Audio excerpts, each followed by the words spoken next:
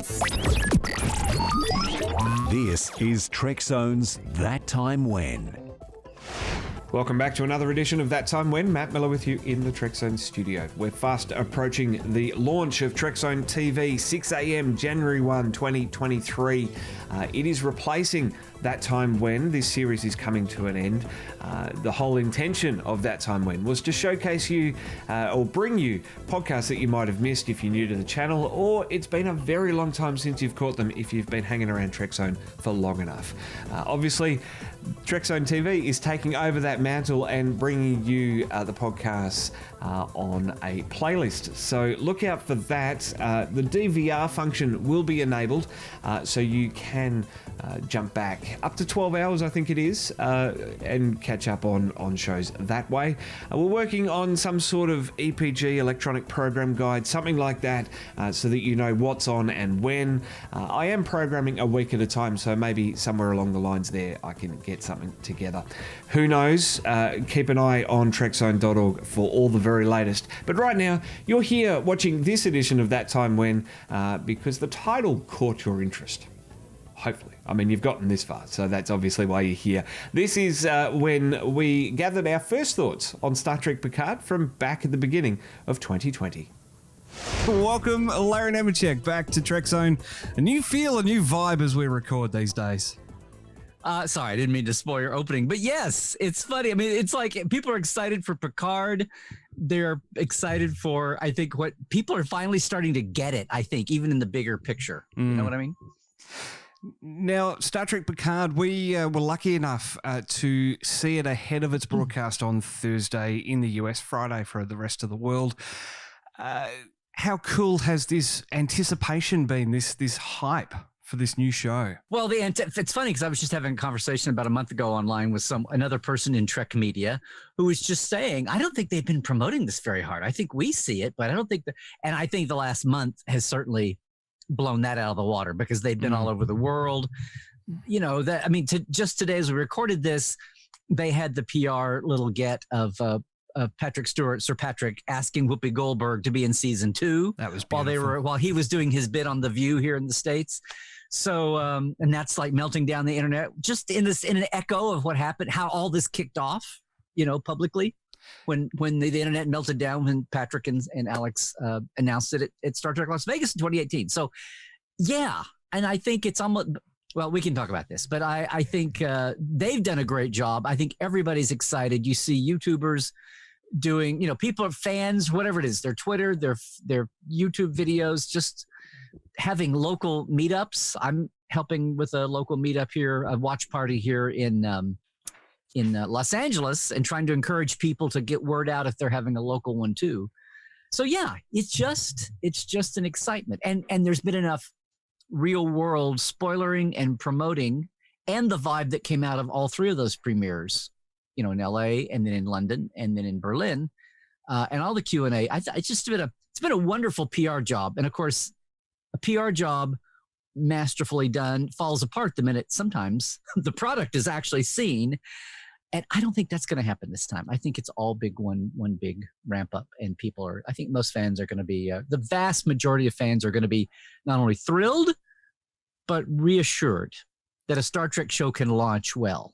Yeah, absolutely. And I think the big difference too is that being a streaming launch, and we were sort of there with Discovery, but even more so now with Picard, I think that being a streaming launch, it's not incumbent and required of people to sit down at 8/9 Central or 9/8 Central to catch the broadcast. It's as soon as you're ready to watch it, it's going to be there. It's going to be out on the 23rd. So yeah, I think you're right with the press. It's sort of been building the momentum and sort of keeping it in that news cycle just as it's about to drop for everyone everywhere.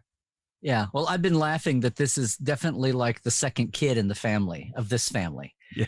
Because it's like, you know, and yes, Discovery had a rough birth.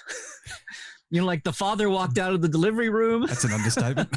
Actually, the father walked out in the prenatal training before the delivery room. Yes. You know, and like all those tortured metaphors, and even the premieres, people were like, And I mean, they had so much to get through. Aside from even the content of the show, for a lot of the world, this whole what is this streaming thing? And God didn't mean for Star Trek to cost money. There was all of this wave to get through, and people now get it, and people are paying to watch The Mandalorian on Disney Plus now. So, I think we're through that wave, and then this show just had a much softer birth. It just totally benefited from the well-oiled machine actually being a machine that was well-oiled by now. And I would just say this out of selfishness, they're shooting this one in California, where God intended Star Trek to be made. Vasquez Rocks even makes an appearance, and I think for the first time, it's actually itself. Are we going to say that? Okay. I don't think that's giving too much away. Well, I love that, and I don't know. They probably have a technical term in the trade, in the industry. I just call them the X-Files. The chrono line, the chrono key ID line, the lower thirds lines. For time and place, because there are a lot of flashbacks going on, and they're trying to keep you straight on where everything is. So yes, that one moment, I was like, okay. I guess it's like, let's not hide it, guys. Let's just go with it. So, but then I'm thinking, what? So it's not a public park anymore? Wait, okay, we're in the 21st century. Do they have private ownership of land? Then it was like, oh no, I've got a whole new canon thing here to deal with. But it was interesting. But is she squatting on that parkland and no one's noticing? What's happening? Well, these are the questions that we want answers to. Yes, of course. Was she kicked out? Well, are we getting ahead of our spoilers here? What was the nature of the end of her service with Starfleet? And does that entitle her to squat on a public parkland? I don't know. Is it part of the is it part of the retirement from Starfleet, perhaps? Yeah, you had to pick somewhere in the Federation. You think premium sites on Earth were already far gone, but no, apparently not. Well, it's interesting too, because Vasquez Rocks as a location isn't necessarily near anything Starfleet related. Obviously, Starfleet headquarters is in San Francisco. Federation President's office is in Paris. So probably is. It might be Los Angeles, but it's well out of the way. I've said this for ever since it dawned on me when I was first doing star charting, like in the 90s. It's like, or even the 80s maybe. It's like, do the Andorians and Tellarites and Vulcans and everybody else in the Federation, do they ever get a little weary of the Earth-centric nature of everything? Like, all the capitals are on Earth. President's office on Earth. Federation councils on Earth. I would be shocked if the Federation Supreme Court wasn't on Earth. I mean, it's like, do they ever get a little... Starfleet Academy main campus is on Earth. Starfleet Command headquarters are on Earth. What happens if Earth gets blown up by the Xindi again? Yeah. What if I get hit by a bus? Who's going to do all this next? I mean, it's like, you should diversify, guys. I would be surprised. I'm kind of shocked that we haven't seen somebody, but that's it. Hopefully now that we're in the streaming era, we can finally have that visit to Teller Prime. Yes. And learn more about Andor and Andoria and everything. And, even Vulcan, we've barely seen. So, and all the other lovely, Beta Z, we've never been to Beta Z. And Polaris and, go down the list. All your B planets. Well, there's 7 seasons of Star Trek Picard to come, so I'm sure somewhere in there they're going to come up with something. Oh, 7? Oh. 7? Do you? Well, that's what I'm saying. They've renewed it for the second before the first is even released. So no. I mean, Patrick, at least early on, said something like, "We've got 3 seasons of material at least." Yeah, that's right. And it's streaming, so. We'll see. Anything's possible. Yeah, Discovery, I think, looks like they're trying to aim for... I think Discovery's going to say, well, if we have a 4th season, it's really our 3rd because the first doesn't count. So the first was just the trial run. Measure it in your years. Okay. I love that line. It comes in so handy. It does.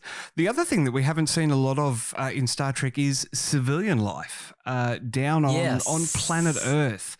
Obviously, it sort of started with the Kelvin universe where we started to get, pop songs in the show instead of orchestral mixes and that sort of stuff, and the jury's out on that. Can I just say I don't mind pop songs versus orchestral and like classical music, but can somebody like invent what it sounds like in the 21st century or the 23rd or the 22nd? Does everything have to be within this narrow time window between the 1700s and the 1900s or I'm just saying. We used to do, Larry, with 90s Trek and time traveling, we always went back to the present day. So maybe this is the, this is the amazing similarity. How that works. Yeah.